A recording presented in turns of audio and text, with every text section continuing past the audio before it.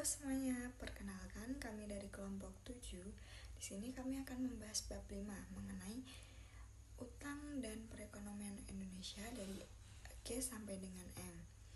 Nah, sebelum itu izinkan kami memperkenalkan diri terlebih dahulu. Saya Athana Bilasintarini dengan NIM 231010115154. Perkenalkan, nama saya Nailul Iza dengan NIM akhir 126. Perkenalkan, nama saya Iksa Diarta dengan NIM akhir 119. Langsung saja kita masuk ke materinya. Di sini saya akan menjelaskan bagian G, yaitu obligasi dan commercial paper. Obligasi adalah surat berharga yang diterbitkan oleh pemerintah ataupun korporasi yang berisi janji pembayaran pokok dan bunga dalam jangka waktu tertentu. Di Indonesia terdapat dua jenis obligasi.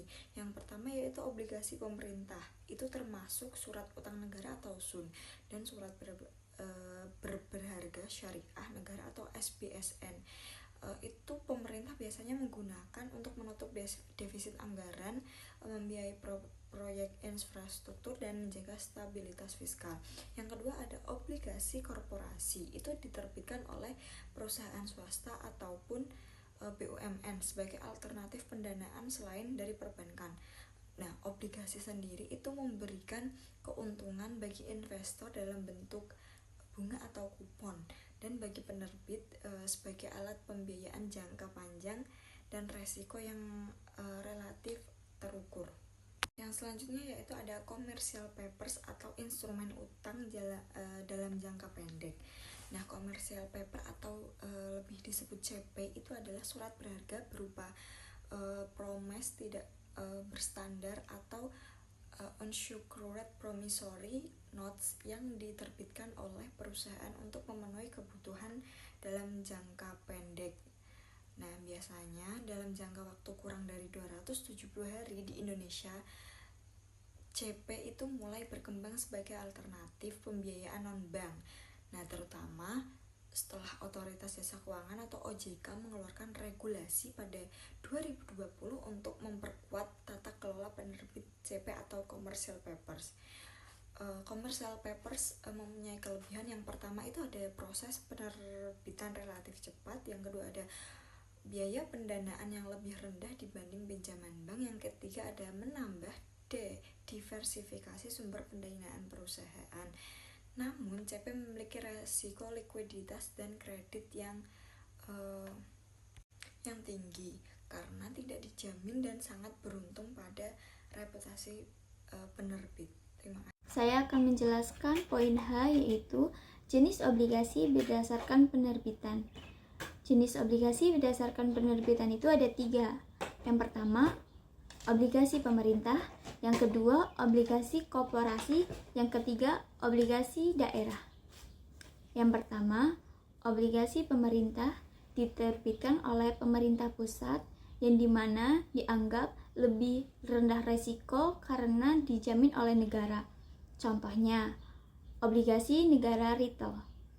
Yang kedua, obligasi korporasi. Obligasi korporasi diterbitkan oleh perusahaan swasta atau BPUMN yang dimana dianggap lebih tinggi resiko dibandingkan dengan obligasi pemerintahan, namun menjaminkan hasil lebih besar. Yang ketiga, ada obligasi daerah.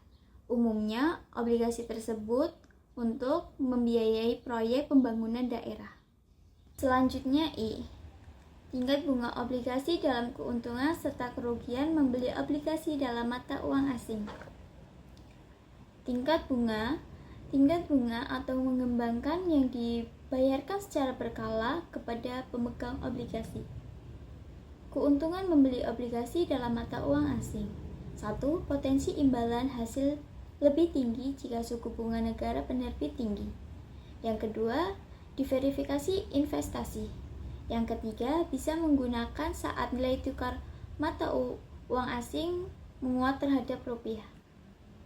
Selanjutnya, kerugian. 1. Resiko nilai tukar. Jika mata uang asing melemah terhadap rupiah, nilai investasi bisa turun. Yang kedua, resiko ekonomi dan politik negara penerbit. Yang ketiga, fluktuasi suku bunga global dapat mempengaruhi harga global. Selanjutnya C. Suku bunga dan jangka waktu obligasi. Suku bunga menentukan besarnya pengambilan dari obligasi. Jika suku bunga pasar naik, harga obligasi biasanya turun. Dan sebaliknya, jika pasar bunga turun, biasanya obligasi bisa naik. Jangka waktu pertama, jangka pendek kurang 1 tahun. Yang kedua, jangka menengah 1-5 tahun. Yang ketiga, jangka panjang lebih dari 5 tahun. Hubungan jangka waktu dan risiko. Semakin panjang jangka waktu, semakin tinggi risiko perubahan suku bunga dan investasi. Namun, biasanya menawarkan imbalan hasil lebih tinggi untuk mengkompensasi risiko tersebut. Beberapa pengertian selanjutnya, ada pihak yang berhak menerbitkan obligasi. Yang berhak menerbitkan obligasi adalah pemerintah pusat, pemerintah daerah, dan perusahaan swasta baik BUMN maupun swasta dengan pengawasan dari Otoritas Jasa Keuangan atau OJK. Selanjutnya, ada kestabilan nilai tukar dan pembayaran utang yang stabil. Kestabilan dari tukar rupiah penting agar pembayaran utang luar negeri dapat dilakukan dengan lancar tanpa risiko besar akibat fluktuasi kurs.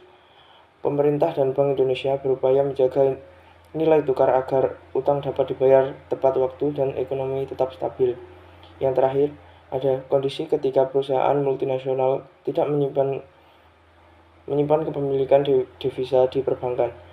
Jika perusahaan multinasional tidak menyimpan devisa di bank dalam negeri, cadangan devisa nasional berkurang, mengurangi likuiditas falas, dan meningkatkan risiko fluktuasi nilai tukar rupiah yang dapat mengganggu stabilitas ekonomi dan kemampuan pembayaran utang negara.